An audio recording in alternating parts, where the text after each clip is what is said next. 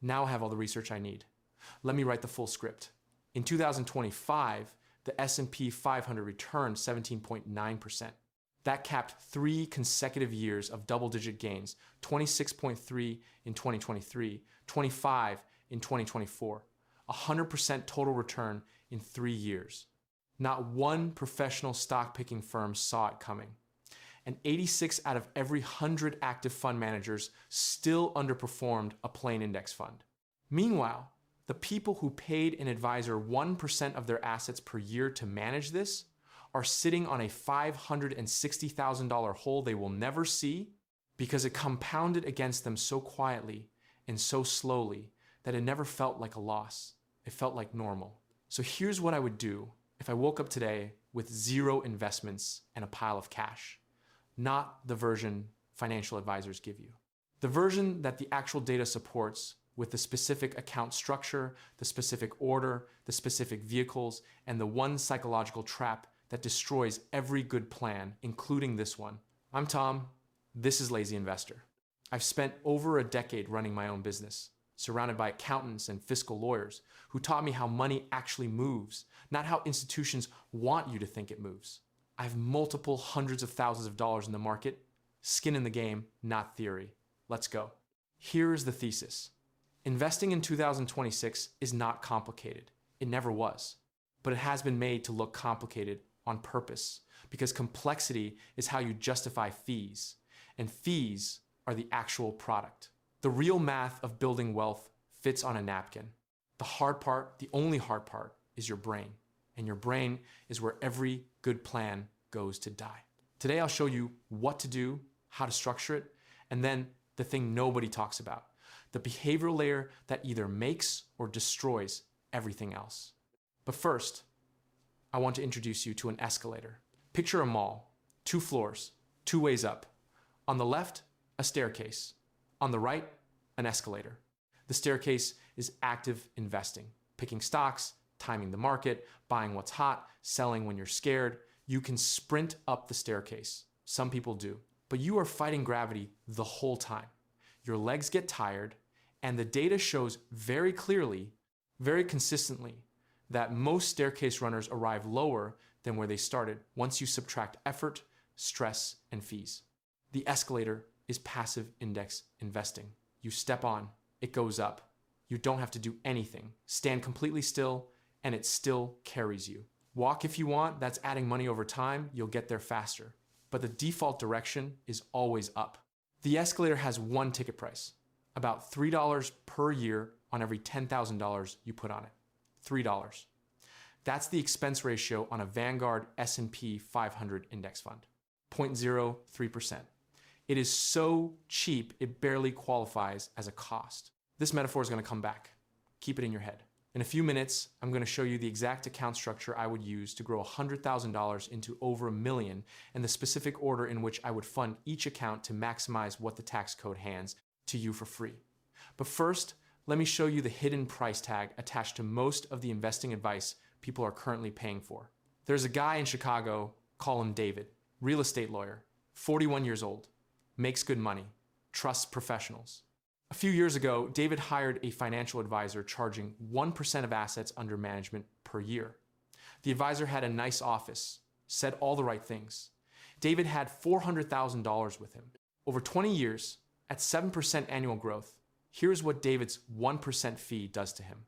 Without the fee, that $400,000 becomes approximately $1.5 million. With the fee, it becomes roughly $1.1 million. $400,000 gone, not to losses, not to bad investments, to fees, compounding in reverse, swept out of the account every quarter in increments too small to feel until the total becomes obscene. The SEC published an illustration of exactly this. An investor with $100,000 earning 4% per year ends up with $208,000 after 20 years at a 0.25% fee. The same investor, the same returns, 1% fee, $179,000. $29,000 difference on a $100,000 starting balance. Now scale that up to David's 400 grand. Then ask yourself, does the advisor actually add $29,000 in value?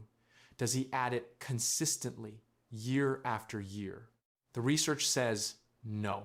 And it does not say maybe. It says no. Among active funds, only 38% beat their passive peers in 2025 after accounting for fees, down from 42% in 2024, according to Morningstar's semi-annual active passive barometer, which evaluated 9,248 funds. And the 10-year picture is even darker. Just 21% of active strategies survived and beat their index counterparts over the 10 years through June 2025, according to Morningstar. 94% of active funds underperform index funds over 15-year periods, according to SPIVA data. In large cap investing specifically, just 14% of active US large cap funds beat the S&P 500 over 15 years. 14%. You have an 86% chance of paying more to get less. This is not a hot take. This is 2 decades of consistent data from multiple independent sources. And yet the industry built an entire profession around the idea that paying for the right staircase lane is worth it. It isn't. For most investors in most categories, it almost never is. Now you might be thinking, okay, I ditched the advisor and pick stocks myself. That has to be better. No, that is not better. That is taking the staircase while also wearing a backpack full of behavioral landmines. We'll come back to that in detail. For now, the point is this. Index funds carry a 0.11% average asset-weighted annual fee, while active funds carry a 0.59% fee, according to Morningstar. That is more than 5 times as much for worse performance, nearly 9 times out of 10. You are not paying for results. You are paying for the appearance of effort. The escalator doesn't need someone to push it. Hit subscribe right now. Not as a formality, because YouTube's algorithm may genuinely never show you this channel again, and I have more of this coming. Now here's what I would actually build. The structure, the order, the specific numbers. Think of it as 4 buckets. And the order in which you fill those buckets will determine your tax outcome over the next 30 years, more than any investment decision you make. Bucket 1, the employer 401k match. This is the only guaranteed 100% return available to a regular investor. If your employer matches 3% of your salary, you put in 3%. That's it for now. You are not leaving free money on the table. But you are also not over-contributing here before you've done something more important. Bucket 2, the Roth IRA. The IRS increased the annual contribution limit for IRAs to $7,500 for 2026. You max this out every single year. Here's why the Roth beats the traditional 401k for most investors starting today. The money grows tax-free, not tax-deferred, tax-free. When you pull it out in 30 years, the government gets nothing, not a dollar. Every gain, every dividend, every year of compounding, entirely yours. The 401k defers tax to a later date when nobody knows what the tax code will look like. The Roth locks in the deal now. Bucket 3, back to the 401k.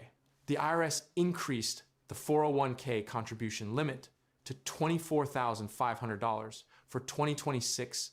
If you're 50 or older, you're eligible for a catch-up contribution and can add an additional $8,000 in 2026. And if you happen to be between 60 and 63, you can contribute up to $11,250 as a super catch-up contribution, bringing your total possible contribution to $35,750. That last one is buried in the Secure 2.0 legislation. Most people have never heard of it. Bucket 4, taxable brokerage. After you've exhausted all tax-advantaged vehicles, additional money goes here. No special treatment, no contribution limit, completely flexible. In every bucket, I'm buying the same thing, a broad market index fund, ticker VOO or VTI or FXAIX, 0.03% per year in fees, $3 on every 10,000, the escalator's ticket. Here's the insight most people miss. They obsess about which stock to pick while completely ignoring the tax wrapper around the investment. That wrapper Roth versus traditional versus taxable is worth more than any individual stock selection you will ever make over the course of your investing life. Let me show you exactly what I mean with a real example. Marcus, 35 years old, $90,000 a year, $50,000 in savings, ready to invest. If Marcus puts that $50,000 into a standard taxable account and earns 7% for 30 years, he ends up with approximately $380,000 before capital gains taxes. He'll owe taxes on roughly $330,000 in gains. Even at long-term capital gains rates, which are currently 0, 15, or 20% depending on income, that is real money going to the IRS. If Marcus puts that same $50,000 into a Roth IRA and earns the identical 7% for 30 years, he ends up with approximately $380,000 and pays exactly 0 in taxes upon withdrawal. 0. Same fund, same return, same market, different wrapper, wildly different outcome. The escalator goes up either way. In the Roth, you keep everything at the top. Marcus, by the way, has a friend. This friend has been picking individual tech stocks for 3 years. He had one big win, a position that tripled, and 2 that are down 60 and 40% respectively. His net compounded return is roughly flat. He works much harder than Marcus and has nothing to show for it. He is running up the staircase in expensive shoes, breathing hard, falling behind, and is absolutely convinced that if he just researches harder, he'll find the edge. He won't. Marcus set up automatic contributions, bought the index fund, and is going to be a millionaire. His friend is going to write an angry comment about why passive investing is for people who don't understand markets. Now, the data on the broad shift happening in this space is worth understanding. The combined assets of the nation's index mutual funds and ETFs reached $21.82 trillion in May 2026, surpassing active fund assets of $18.75 trillion, according to the Investment Company Institute. In 2025, passive funds raised almost $1.5 trillion in new money, compared to $234 billion for active funds.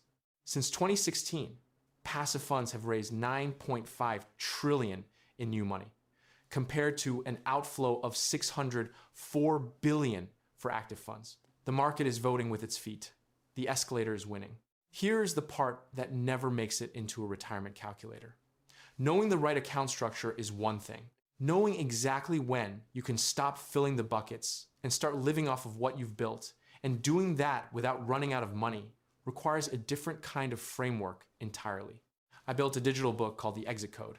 It's grounded in 50 years of actual retirement data, not opinion, and it lays out the math for turning maybe someday into a specific calendar date. The two things most relevant to what we're discussing right now are the dynamic withdrawal method, which addresses the failure mode in the standard 4% rule that shows up when the market drops in the early years retirement, not on average. And the lazy portfolio chapter, which maps the specific allocation that has historically outperformed active traders across every measured 30-year window in the dataset. It costs less than 1 hour with a mediocre financial advisor through the link in the description. The math on waiting to build this framework does not work in your favor. Stay with me, because this next part changes the math for anyone who is starting today specifically, not just in general. You think the challenge of investing in 2026 is, which stock should I buy, or is the market too expensive? Those are not the challenge. The challenge is a specific feature of the current environment that most new investors are walking into without context. After surging 26.3% in 2023 and 25% in 2024, the S&P 500 followed up with a total return of 17.9% in 2025, capping 3 consecutive years of exceptional performance. 100% total return in 3 years. That has not happened since the late 90s. Now, before you spiral into whether this is 1999 all over again, here is the key difference. The best news in 2025 is that most of the S&P 500's 17.9% total return came from earnings growth about 13.5 percentage points, or over 75% of the gain was driven by higher earnings per share, with only 2.5 points from price to earnings expansion. Companies got more profitable. That's a fundamentally different story from the dot-com era, where multiples stretched to infinity on companies that had no earnings at all. But the concentration risk is real.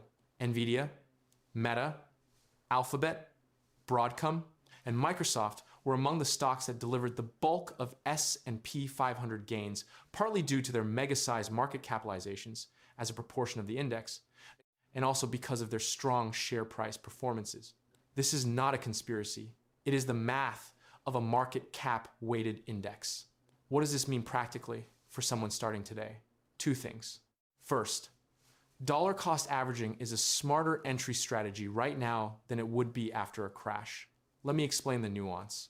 Vanguard's research examining market data from 1926 through 2015 found that lump sum investing outperformed dollar cost averaging roughly 2/3 of the time across US, UK, and Australian markets.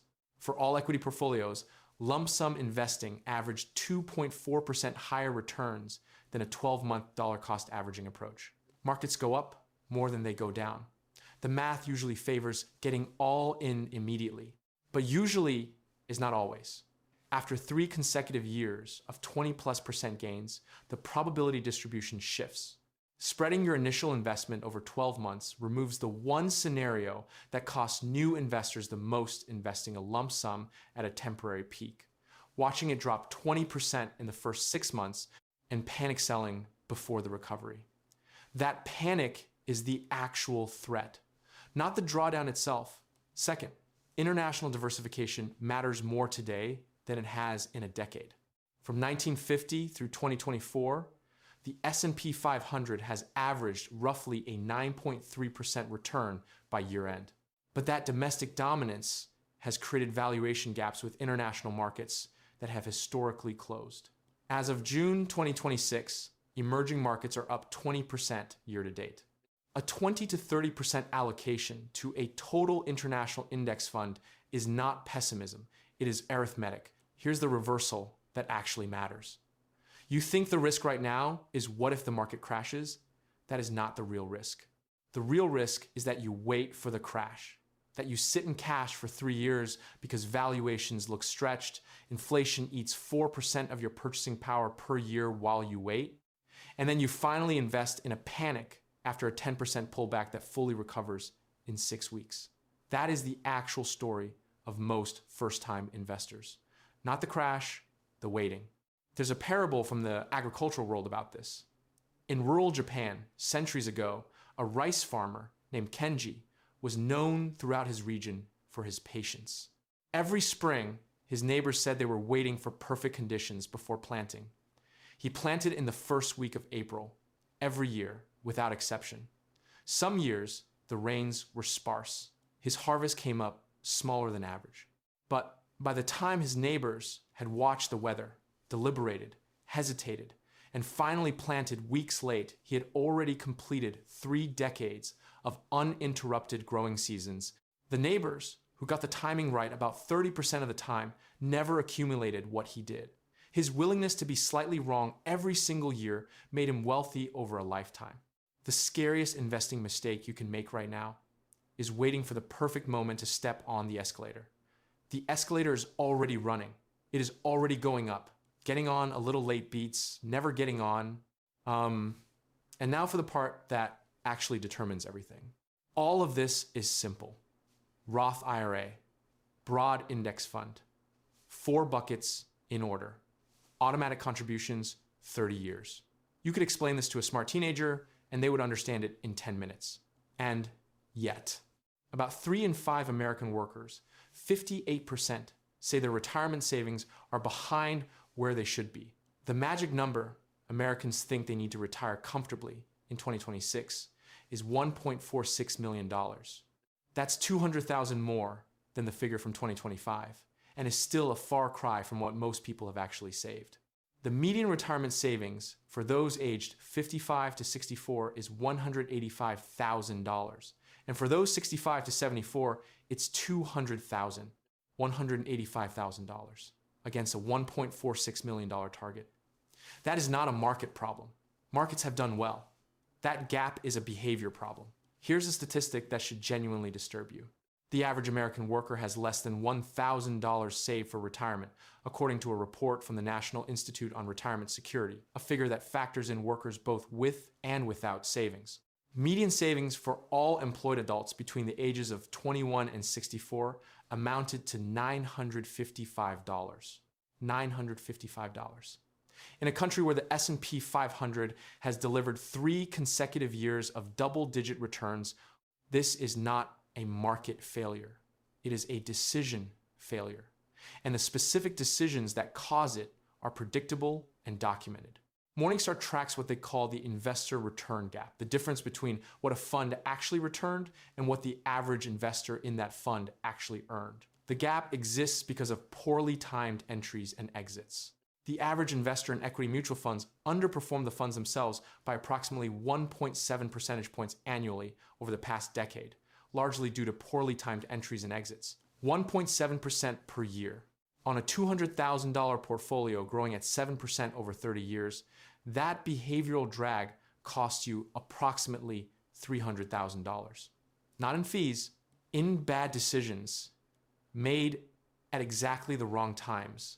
Let me show you how it happens. You invest in 2021, the market is up, you feel smart, you add more. Then 2022 hits, the S&P drops, about 18%. Your portfolio is down. The news is bad. Reddit is catastrophizing. You start to wonder if maybe this whole thing was a mistake. You sell. Not everything, but enough. The market recovers completely over the next 18 months. You watch from the sidelines, convinced the recovery is a dead cat bounce. By 2025, 3 straight years of gains later, you get back in at prices 50% higher than where you sold. You miss the entire recovery. This is the staircase, not the fall itself. The getting back on at the worst possible time. The behavioral finance research on this is consistent and uncomfortable. Studies show that the pain of losses exceeds the pleasure of equivalent gains by roughly a 2-to-1 ratio. This loss aversion makes the possibility of watching a lump sum investment immediately decline psychologically intolerable for many investors, even if it's statistically optimal.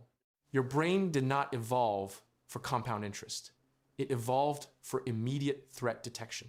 A 20% drawdown is an immediate threat to your brain, even when it is a perfectly normal feature of an escalator ride that goes up over decades. Here is the practical solution, and I want to be specific about this, because just don't panic sell is not advice. It is a platitude. The practical solution is to remove the decision completely. Set up automatic contributions to the Roth IRA. Pick a date, the first of every month. Set the amount. Connect your bank account. The money leaves automatically. You never decide whether to invest this month because the decision was already made months ago by a version of yourself who was calm and rational and not watching a red screen. This is the genius of the 401k that most people never acknowledge. Not the tax treatment, the automation. The money disappears from your paycheck before you ever see it. You never have a moment to decide not to invest it. Behavioral economists call this a commitment device. You are removing your future irrational self from the equation before that self has a chance to participate. Marcus, remember Marcus from the Roth IRA example? Here is his full system. Automatic contribution on the first of every month. 1 index fund. He checks his portfolio exactly once per year on January 1st and rebalances if the allocation has drifted more than 5% from target.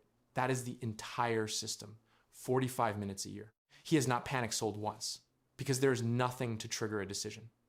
The decision was made in 2022 and runs on autopilot. His friend checks his individual stock positions multiple times daily. He has made hundreds of decisions, bought on news, sold on fear, re-entered on greed. His compounded return over the same period as Marcus is roughly break even.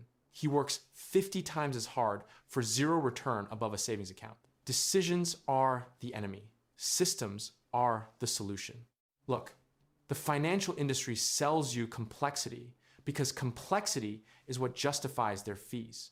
But that complexity, the constant rebalancing across 20 funds, The manager changes, the tactical allocation shifts, is the thing that costs you money. You are paying for the exact mechanism that destroys your outcome. Simplifying removes that cost. 3 funds, automatic contributions, once a year checkup. The escalator does not need you to push it. In 2007, Warren Buffett offered a bet that over a 10-year period, from January 1st, 2008 to December 31st, 2017, the S&P 500 index would outperform a portfolio of hedge funds when performance was measured net of fees, costs, and all expenses. He argued that active investment management by professionals in aggregate would over a period of years underperform the returns achieved by rank amateurs who simply sat still. Hedge fund manager Ted Seides of Protege Partners accepted the bet and identified 5 hedge funds he predicted would outperform the S&P 500 over 10 years. Not 5 funds. 5 funds of funds, meaning their combined performance represented over 100 individual hedge fund managers. The cream of the crop. Over the decade-long bet, the index fund returned 7.1% compounded annually. Protege funds returned an average of only 2.2% net of all fees. Buffett's $100,000 became $225,000. The hedge fund basket became $148,000. After 9 years, Seides conceded. The game was over. Not close. Buffett said, "When trillions of dollars are managed by Wall Streeters charging high fees, it will usually be the managers who reap outsized profits, not the clients. Both large and small investors should stick with low-cost index funds." I find this genuinely funny. The most successful investor in history, a man who could buy any company on earth, is publicly begging retail investors to buy the cheapest, most boring product in the market. And most of them still don't listen because it doesn't feel like doing enough. There is a scene I imagine every time I read this. It's a fictional financial advisor sitting across the desk from a client. The client says, "I want the 7.1% index fund." The advisor leans forward, adjusts his glasses, and says, "That's a fine choice for some people. But let me show you this actively managed fund that returned 11% last year." The client says, "But it returns 2.2% over 10 years after fees." The advisor smiles. This year is different. It is always different. It is never different. Lazy investing built more fortune than crypto memes. Here's exactly what that means for you, starting today. 3 specific, non-generic takeaways. First, the moment you finish watching this video, go open a Roth IRA if you don't have one. You have $7,500 of tax-free space available in 2026.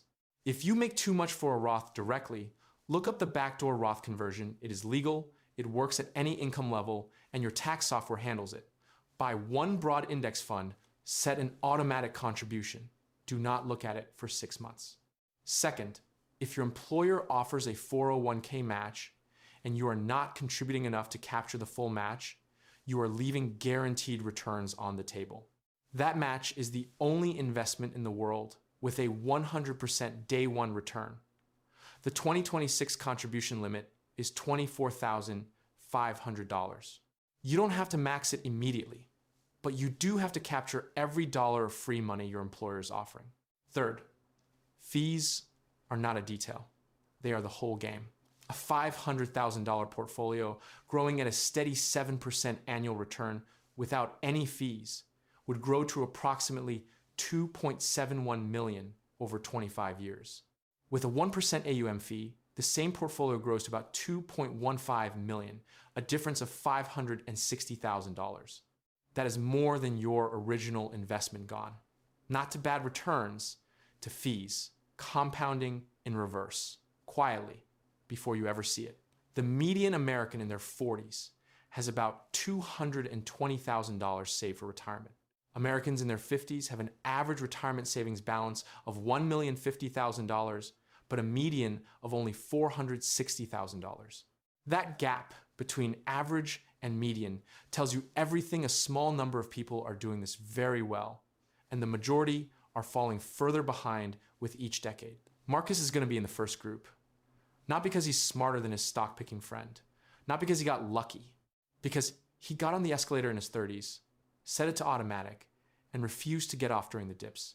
He's going to hit his number on a Tuesday and not even realize it for a few days. His friend is going to keep researching individual stocks, keep making decisions, keep believing that the next one is the one that changes everything. He will be right about one of them. He will be wrong about enough of the others that it won't matter. He's going to retire on Social Security and the vague memory of the time he tripled his money on a tech stock in 2023. Boring wins every time, over every 30-year window, without exception. The escalator is running. It costs $3 per 10,000 to ride it. And the people who refuse to ride it because it wasn't exciting enough, because they thought they could take the stairs faster, because their cousin told them about a better way, those people are not on the second floor. Get on the escalator.